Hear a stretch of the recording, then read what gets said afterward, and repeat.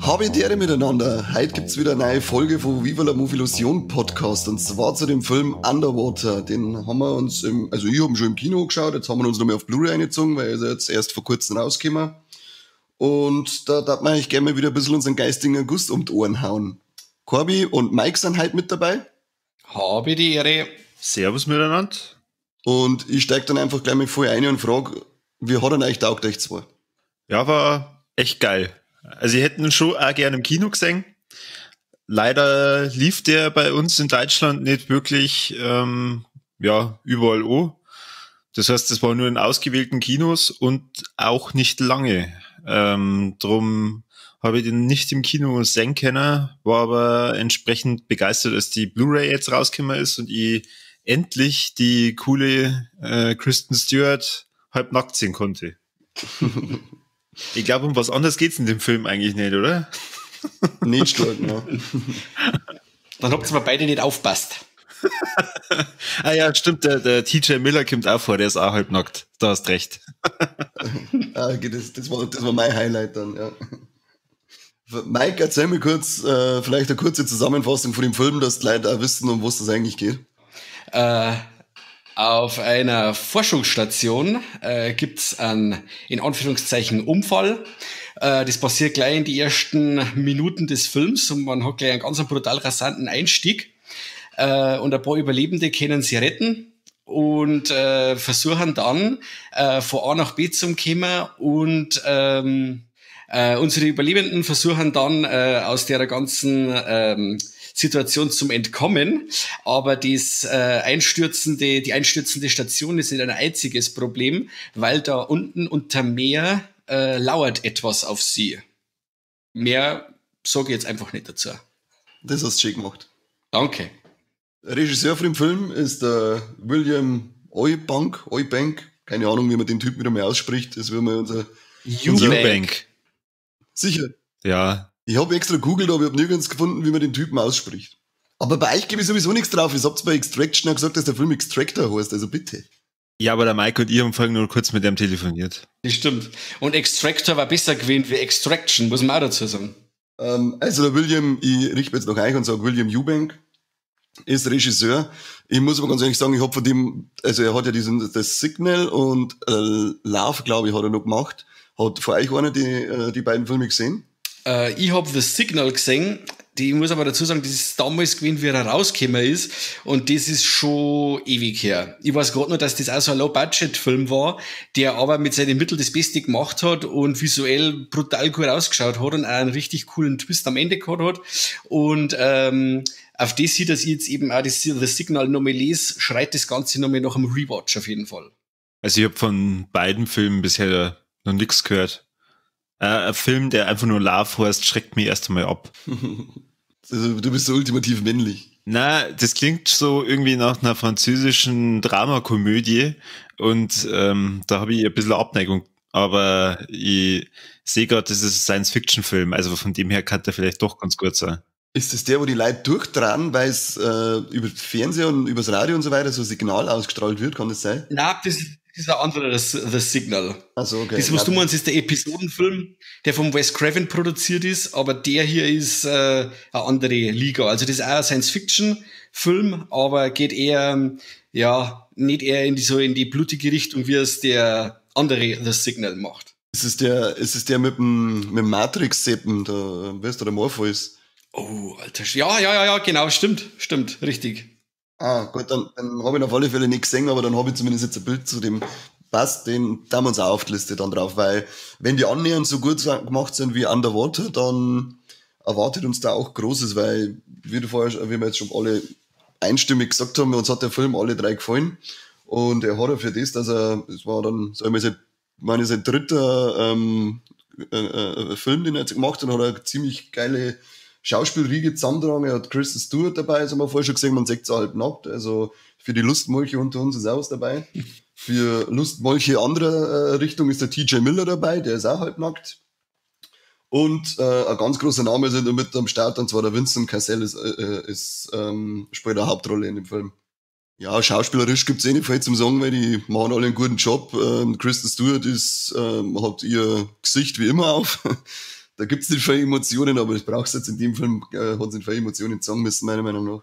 Das Einzige, was ich zu Emotionen sagen möchte, also an sich, ich finde den Film absolut geil, was halt auch die Atmosphäre angeht. Das ist echt voll bedrückend und beklemmend, und das ganze ekelhafte Unterwassersein, das finde ich sowieso asozial, was nichts Sex, sondern ist schwarz, und was kann da gerade sein.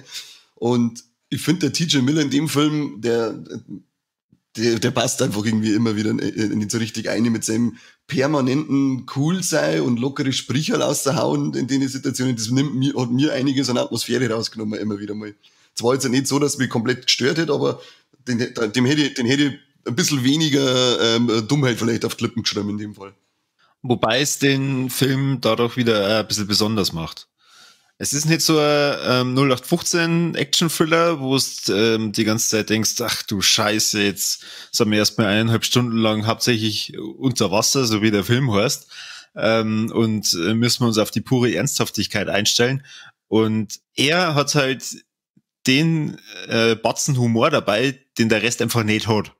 Ja, da muss ich Also das muss man halt auch sagen. Also wenn, ja, du hast schon recht, es ist teilweise ein bisschen zu überspitzt, dann hätte man es vielleicht ein bisschen auf die anderen Charaktere auch verteilen können, so dass, weiß ich nicht, die Rolle von der Kristen Stewart, die Nora, ab und zu mal einen geilen Spruch ausgehaut, aber das ist sie halt einfach nicht. Dann war der Film nur 80er, wie er sowieso schon ist.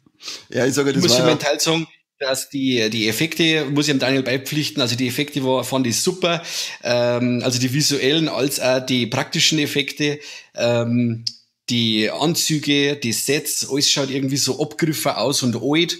Der Film muss sich ohnehin auch ein paar Vergleiche mit Alien auch gefallen lassen. Da habe ich ganz oft dran denken müssen. Manchmal, wenn es in so einer Station drin sind, habe ich mir oft gedacht, das schaut aus wie ein Raumschiff oder sowas. Mhm. Und da kommen dann auch die Assoziationen zu Alien her, und wie gesagt, das schaut alles so abgegriffen und alt aus, also nicht so hochglanzmäßig, wie es zuletzt bei Mac war oder sowas in der Richtung. Das schaut so richtig aus wie eine abgefuckte alte Bohrstation. Und ja, da hat auf alle Fälle im Vorfeld schon mal ganz viele Pluspunkte gekriegt bei mir. Also mir gefällt er rein visuell auch brutal. Also wahrscheinlich das ist ein Grund, warum ich mir den auf jeden Fall nochmal anschauen werde. Oder glaube ich jedes Jahr gern einmal mir reinziehe. Die Charaktere fand ich gut. Also sagen wir mal, ich war 95 Minuten lang einfach richtig gut unterhalten. Absolut, ja. Und auch den Vergleich zu Alien, den hab ich auch auf dem Schirm gehabt, weil es halt wirklich sehr ähnlich ist. Man sieht, was da unten lauert, sieht man nicht sofort, sondern es wird immer gerade ein bisschen schemenhaft angedeutet, oder hier blitzt einmal was und da huscht was vorbei. Und auch die Kristen Stewart hat in dem Fall ein bisschen was von der Ellen Ripley für mich. Sie ist nicht so diese von Anfang an krasse Action-Tante, sondern sie entwickelt sich in dem Ding ein bisschen in die Richtung, dass sie das Ruder in die Hände nehmen muss. Könnte man öfter in so eine Filme in so einer Rolle vorstellen. Also das da dir zutrauen, dass sie so eine kleine, wie wir vorher schon gesagt haben, 80er Jahre Action-Tante werden kann. Auf jeden Fall. Es würde ja bei den Credits drauf verwiesen, dass nachdem der Film eigentlich vorbei ist, es eine Möglichkeit gäbe, dass man ja einen zweiten Teil dreht. Was es dann heißt, die Geschehnisse sind nicht untersucht worden oder nicht richtig untersucht worden, was da passiert ist. Und sie werden diese Forschungsstation wieder aufbauen. Ja, genau. Also Potenzial ist da für einen zweiten Teil. Nur glaube ich, wird der rein, wenn man auf Budget und Einspielergebnis geht, werde das wahrscheinlich nicht kriegen, den zweiten Teil, weil ich glaube, was hat der gekostet? Um die 80 Millionen, hat der Budget gehabt und hat gerade 40 Millionen weltweit eingespielt. Also jetzt halt gerundet, genaue Zahlen habe ich jetzt auch nicht im Kopf. Darum werden wir wahrscheinlich keinen zweiten Teil nicht sehen. Ist aber in dem Fall jetzt auch nicht dramatisch, weil ich finde, der Film, so wie er steht, so wie er endet, kann der für sicher noch stehen bleiben. Ich bin jetzt einfach so frei und komme vom Ende des Films noch mit zum Anfang zurück. Ich fand das schon mal Wahnsinn, dass ich habe extra auf die Uhr geschaut, nach 7 Minuten der Einstieg ist vom Film und der ist total rasant. Der packt ja auf einmal sofort bei die Eier, wo es Weltklasse fand. Der schmeißt die in das Setting rein, erklärt da gar nichts und auf einmal bam, bam, bam, geht's los. Ja, es geht sogar noch genauer. Er ist nämlich nach 7 Minuten, wie du sagst, geht's rund. Und davon sind eigentlich nur 3 Minuten richtiger Film, weil er noch 4 Minuten lang Vorspannung umeinander laufen hat. Genau, richtig. Da habe ich nämlich auch extra auf die Uhr geschaut, weil ich wissen wollte, wie schnell das losgeht. Und das rechne ich ihm auch stark an. Das mag ich, wenn Filme einfach sofort mit einer Klatsche anfangen und es sofort abgeht und du eigentlich gar nicht weißt, was da los ist. Und bis zum Ende weißt du, also ja, ich sag, was war's denn? Ungefähr Mitte, oder? Wo du dann das erste Mal so ein Gefühl dafür kriegst, was da eigentlich Sache ist, warum, was da passiert. Ja, genau. Was da im Wasser klaut hat. Ich glaube, das erfasst dann erst so ab der Mitte. Genau, das steigert sich alles ganz langsam und dann habe ich wieder genau auf die Uhr geschaut. Nach 55 Minuten gibt's die erste Monster-Action. Also der ist wirklich, er steigert sich konsequent, holt den Zuschauer im Dunkeln und es steigert sich immer mehr und immer mehr und immer mehr, werden irgendwelche Sachen anteased, bis sie dann eben nach 55 Minuten das Ganze entlädt und die ersten Unterwasserbewohner gezeigt werden. Genau, die richtig geil ausschauen. Es wird absolut geiles Creature-Design haben die. Ja, Fische und Schildkröten, Wahnsinn. Und eklig. Willst du mich verarschen oder was? Ich zeig dir aufs Mikro, du, ich sag's dir. Ja, kein mehr. Ja, komm mal du, ja. Ich muss ja sagen, dass ich von Anfang an angefixt war, wie es geheißen hat, es kommt wieder Unterwasser-Horrorfilm, und das auch ins Kino, weil die Unterwasser-Horrorfilme sehr rar gesät sind, wie ich finde. Das ist ähnlich wie beim Space-Horror oder Science-Fiction-Horror, da wo es wirklich auch bloß ein Handvoll Kandidaten gibt, ist beim Unterwasser-Horror, gibt's ein paar so Beispielwerke wie jetzt Leviathan, Deep Star 6 oder Abyss, den wo aber ich eher zu einem Science-Fiction-Drama dazu da ist wie zum Horror. Und ich war im Vorfeld schon voll gehypt und der Film hat das dann auf jeden Fall halten können, was er versprochen hat, sage ich jetzt einmal. Absolut, ja. Also mir hat auch, wie du schon sagst, sehr geringe Anzahl an Unterwasser-Horrorfilme und deswegen war ich auch vom ersten Moment gleich angefixt. Ich fand das Poster damals schon ziemlich geil und bin dann auch nicht enttäuscht worden, wie du vorher schon sagst, eben diese ganze Art und Weise, wie der Film sich aufzeigt bis zu dem großen Finale. Für mich durchgehende, knackige 95 Minuten, die so gut wie keine Durchhänger haben. Richtig. Und das nächste ist, wo sich den Film auch noch positiv anrechnen ist, dass er genau 2 Jumpscares hat.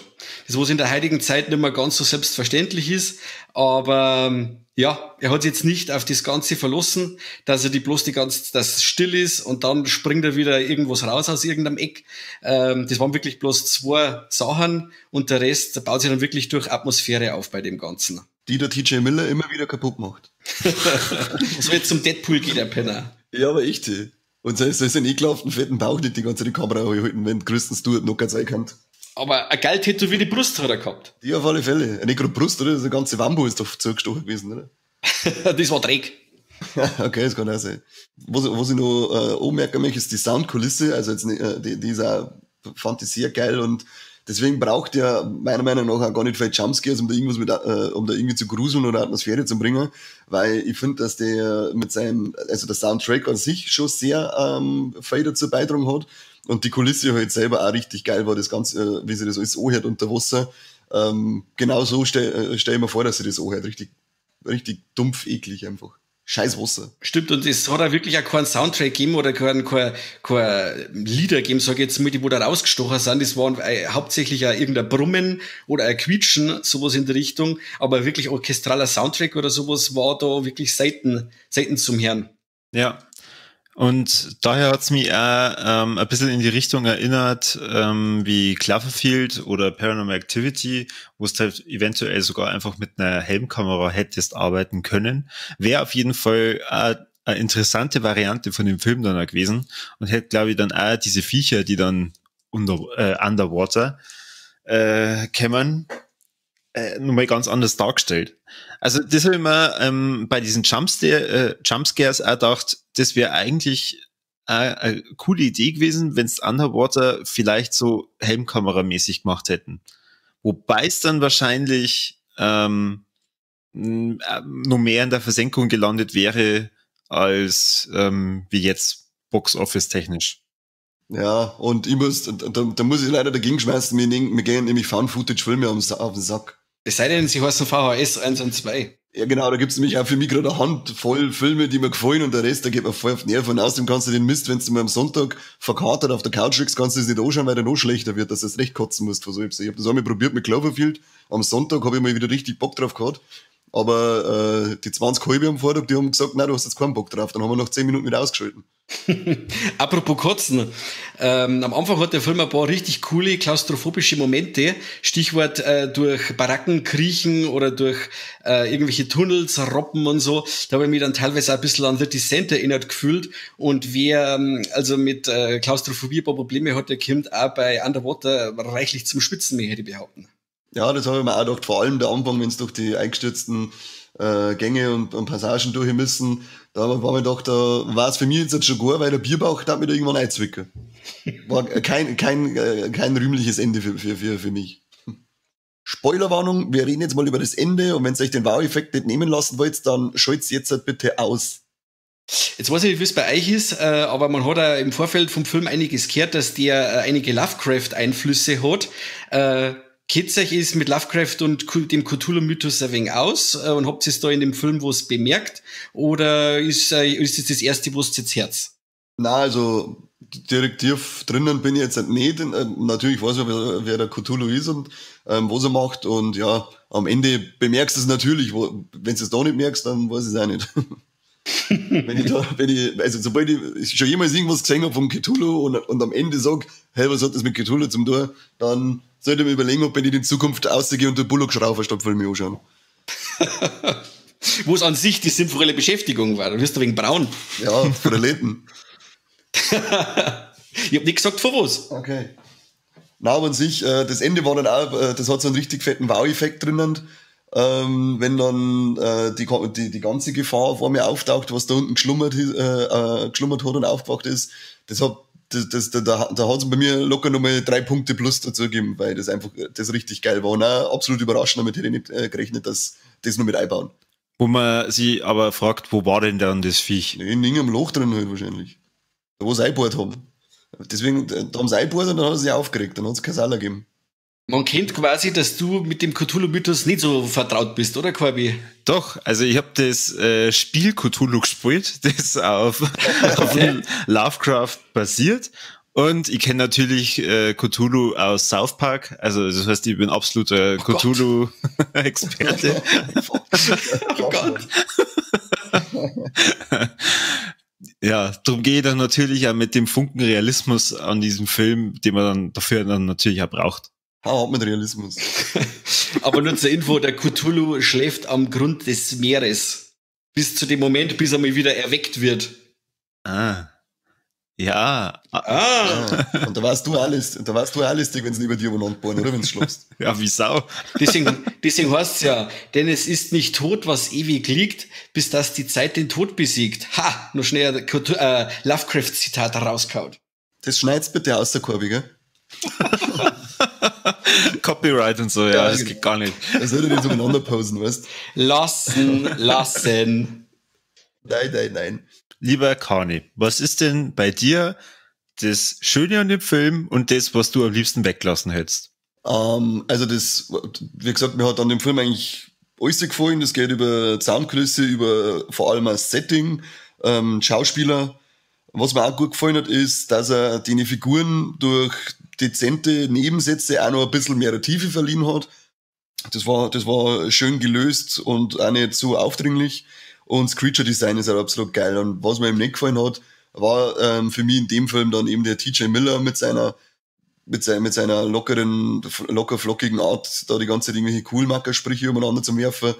Das ist einfach, ich denke mal, wer da denn sowas in dem Moment? Da geht es ja ganz darum, ob sie jetzt gleich alle verreckern.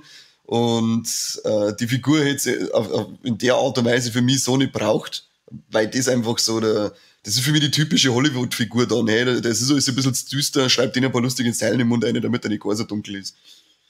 Aber ansonsten, das ist Nörgeln auf hohem Niveau. Das ist nie so, dass du sagst, oh Gott, das hält überhaupt nicht aus, sondern einfach nur, dass ab und zu sagst, ja, hat's jetzt das unbedingt braucht, aber nicht weiter schlimm. Ansonsten eine absolute Empfehlung und 10 von 10 von mir bei dem Film. Also, deine Begründung mit dem TJ Miller ist im Endeffekt, das wäre halt so, wie wenn es dich in den Film reingeschrieben hätten. Ich weiß jetzt auch nicht, ob ich die ganze Zeit cool umeinander schmerzen darf, wenn ich jetzt kurz vorm Verrecken bin. Doch. Vor allem nicht im Meer, das hasse ich sowieso. Ich kann nicht mehr in offenem Meer umeinander schwimmen. Ich sitze nicht ganz dicht und dann bin ich da unter Wasser in so einer scheiß Anlage und war noch ganz cool. Nein, weil man den ganzen Tag in die Hosen scheißen hat. Das war dann in dem Moment wurscht, weil du besoffen warst und dass du einfach die ganze Zeit saudumm daherrennt. Vielleicht den Anzug reinkotzen oder sowas. Ich war gar nicht so weit gekommen, wie er da mitkommt, weil ich nämlich in die eingestürzten Gänge stecken geblieben war mit dem Bierranzen. Also, Thema abgehakt. Ich hätte gar keine coolen Sprüche sagen können, weil ich da drinnen stecken geblieben war. War vorbei. Alles klar. Ich mache einfach mal weiter. Mir hat sehr gut an dem Film einfach dieses Monster-Setting gefallen. Das steht brutal und ich mag vor allem auch Monster, die irgendwo in den Tiefen der Erde leben und dann auf einmal erweckt sind. Da bin ich nämlich Experte dafür. Was mir nicht so gefallen hat, das ist jetzt aber Begründung, die indirekt was mit dem Film zu tun hat. Ich habe mir das Making-of dazu angeschaut und habe dann gemerkt, der Charakter von T.J. Miller, der hat die ganze Zeit so einen Hasen dabei. Und in dem Film ist es ein Plüschhase und ursprünglich hätten die einen echten Hasen verwendet und die haben auch einige Szenen mit diesem echten Hasen gedreht. Und ich kann mir jetzt vorstellen, dass der Hase vielleicht nicht alle Szenen mitgemacht hat, zum Beispiel die Szenen unter Wasser, und der dann deswegen rausgeflogen ist. Finde ich schade. Also ich hätte es gern gesehen, wenn da dieser echte kleine Puschelhase auch noch mit in dem Film gewesen war. Aber dann hätte der Kani noch zusätzlich was zum Aufregen. Ja, aber nicht gerade ich, da war wahrscheinlich dann der Peter mal ordentlich auf die Barrikaden gegangen. Naja, die Szenen haben es trotzdem gedreht und die sind da auf der Blu-ray drauf. Also, wenn sie auf die Barrikaden gehen wollen, dann können sie das immer noch machen. Wird eigentlich erklärt, was mit dem scheiß Hasen auf sich hat? Den Hasen, also mit dem Stoffhasen, da habe ich es nicht wirklich checkt. Da habe ich mir halt gedacht, okay, vielleicht spinnt der einfach. Würde ja auch zu seinem Charakter passen. Und mit dem echten Hasen habe ich mir halt gedacht, okay, der hat jetzt sein Haustier da immer bei sich und dann verstehe ich halt dann auch den einen oder anderen Satz, wenn er so hoch emotional über diesen Hasen redet, weil ich meine, es ist dann auch ein reales Lebewesen und du willst dann auch nicht, dass das verreckt. Ja, Logo. In der Regel nicht. Außerdem nichts essen. Das ist klar. Das stimmt, du wirst nicht satt davon. Nein. So, dann gehen wir mal weg vor die Hasen und zu meiner Meinung. Also, ich fand's auf jeden Fall super, dass sich der Film einfach aufs Wesentliche konzentriert. Er hat jetzt keine utopische 2 Stunden oder 2,5 Stunden, wie es momentan im Kino so üblich ist. Mit seiner 1 Stunde 45 Minuten ist er, wie gesagt, aufs Wesentliche reduziert. Es ist keine überflüssige Love-Story nicht drin. Die Charaktere kriegen nicht zu viel Background eingebaut, wo es in dem Fall oder in dem Film auch total überflüssig gewesen war. Einzig die Kirsten Stewart mit ihrer verflossenen Liebe oder verstorbenen Liebe. Ja, das fand ich schon mal super. Und was mir jetzt halt negativ aufgefallen ist, das ist aber jetzt ein Nörgeln auf hohem Niveau, weil ich sagen muss, er ist ein wenig eintönig. Ich hätte mir jetzt eigentlich gewünscht, dass vielleicht ein wenig Monster-Action gibt in die Gänge von der Bohrstation. Dass das auch so in die wenig, dann auch in die Alien-Richtung geht, dass man die Viecher eben nicht nur im Wasser sieht, sondern auch mal an Land hört sich jetzt blöd an, aber in geschlossenen Räumen und sie da vielleicht auch ein wenig Action abspielen kann. Und so ist doch wirklich die ganze Action auf ein Tiefsee-Setting beschränkt. Und das hätte ich halt noch super gefunden, dass sie noch einiges da hätte in den Ruinen der Bohrstation. Völlig unrealistisch, dass es gegangen wäre. Weil? Ja, hallo, die leben unter hohem Druck, die fallen ja dann auseinander praktisch. Ach so. Aber ich hätte es cool gefunden. Ja, denke ich mir mit. Okay, Leute, dann sagen wir mir wieder vielen Dank fürs Zuhören und wenn es euch gefallen hat, dann was macht man da jetzt in den sozialen Medien? Liked es, teilt es, abonniert uns und huldigt uns, bevor es schlafen geht. Lasst euch unseren Schriftzug auf die Brust tätowieren und in diesem Sinne Cthulhu Tagen. Genau. Macht es gut, ciao. Servus. Servus, bis zum nächsten Mal.